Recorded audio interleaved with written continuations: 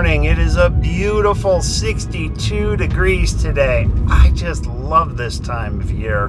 Got a little bit of a late start because I had a bunch of stuff I need to get done, but we're good. I am on the street. I'm up on my feet. I got my coffee. We're good to go. You know, on yesterday's video, I had mentioned two things I wanted to talk about. Oh, yesterday's video title, by the way, Blind Melon reference if you didn't catch it. Kind of a 90s thing, you had to be there. But two of the things I wanted to talk about, one of which is the LA Times. And as a certain greatest president of our lifetime once said, everything woke turns to shit. And the LA Times is a perfect example of that. Case in point, when at the time, conservative radio host Larry Elder, he was running for governor against Gavin Newsom, Governor Hairgel, you know, Nancy Pelosi's nephew. And a certain columnist at the LA Times, Erica D. Smith, wrote that Larry Elder is the black face of white supremacy. What a truly ignorant and actually offensive thing to say. But it's just the type of garbage that's spewed from the LA Times. Well, as a perfect example of what happens to everything that's woke, oh boy, LA Times just laid off 20% of their newsroom, about 115 people. So, hey, Erica, you know, I think what's happening is there's so much homeless shit on the streets in El Segundo. Don't worry, sooner or later they'll find you and they'll throw you out too. Let's get going.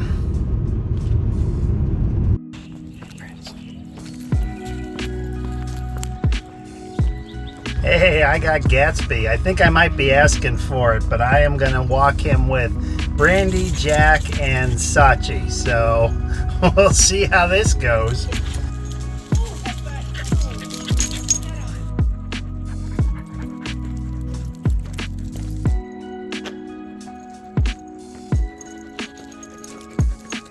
I got a van full of crazy dogs. We're ready to go.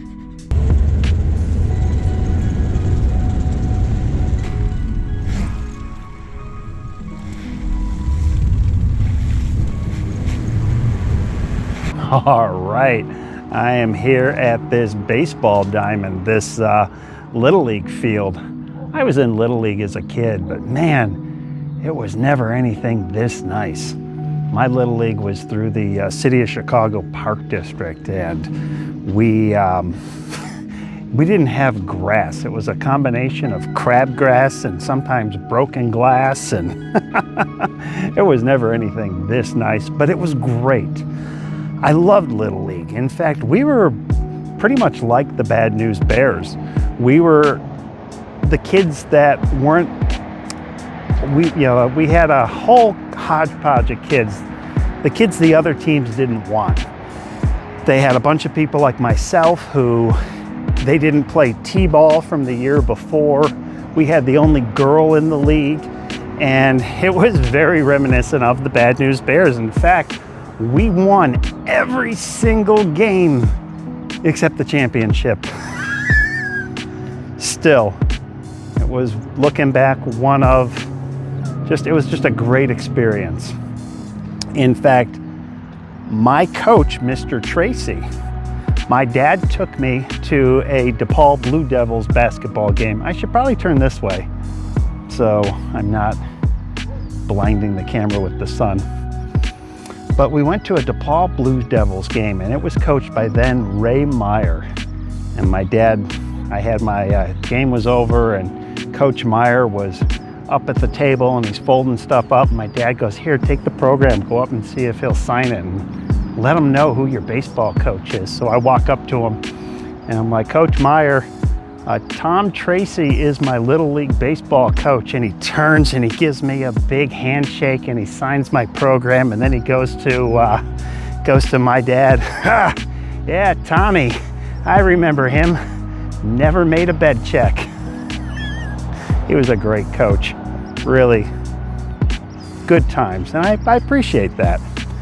So Little League was a very good time in my life, and I think in young kids, it teaches teamwork, and there's just a lot of lessons and values. But our local resident crazy person, Alyssa Milano, made the news by tweeting out a tweet to which she was asking people to go to the GoFundMe page so her son's Little League team can attend the Baseball Hall of Fame. Now, I support Little League, and I'm not making fun of the kids nor the team, because I think Little League was great. But I'm making fun of the out of touch, disconnected. Here is the guard-gated community of Alyssa Milano.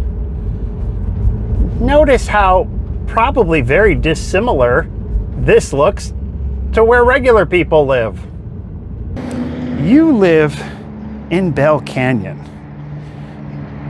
In fact, I know where you live. I have clients on Bell Canyon Road who live right down the street from you. Your house is approximately $2 million, which for out here isn't that much. I have clients with bigger houses, but do you live in a $2 million house?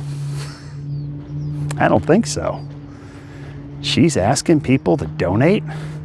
Honey, you got a net worth of over $10 million, and you want people making minimum wage to chip in? Talk about out of touch. Somebody didn't play Little League as a kid.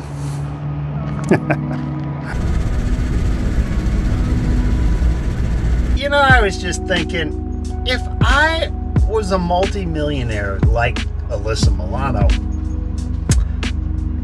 I would actually be anonymously donating money to things that actually enrich people's lives, like Little League baseball teams or homeless outreach shelters that actually help people, religious charities that actually do good. But that's the problem with so many lefties. They are always so generous with other people's money. All right, I'm on my second to last walk of the evening, giving Gatsby his second walk. Earlier today, I'm a little bit of an aviation buff. Plane was going overhead. I always tend to look up.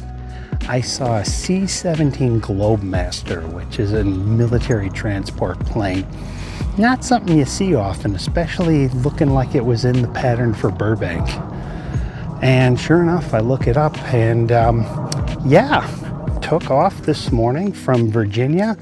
And generally that means that is the transport plane for the president or vice president's motorcade. That's the one that carries the beast and all the vehicles, and it's just insane.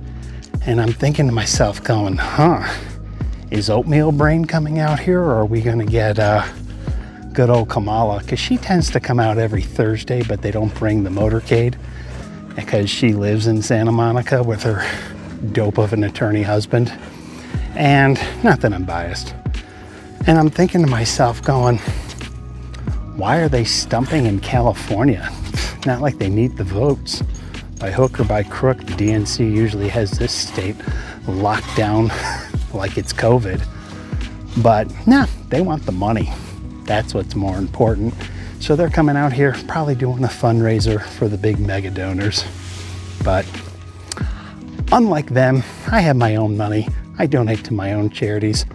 All I want from you is to enjoy these videos, which I hope you're doing. So I appreciate you watching. And as always, see you on the next one.